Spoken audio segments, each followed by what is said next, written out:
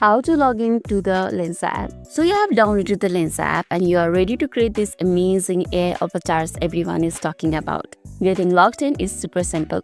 Let's walk through it together. First things first, let's tap on the Lensa, which is right over here, and go inside it. Now you will see a screen that gives you a few options to sign in. Lensa make it easy by letting you use the existing account. You can choose whether you want to continue with the Apple, email, or Google. I'm going to use Google. Simply tap on continue with the Google if you are continuing with the Google.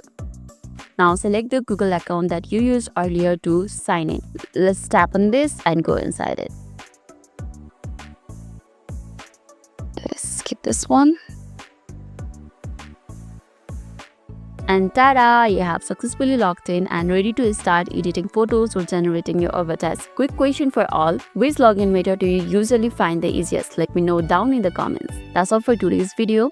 And if this video made your day a little bit easier, don't forget to like and subscribe for more amazing tips. Thanks for watching and see you in the next one.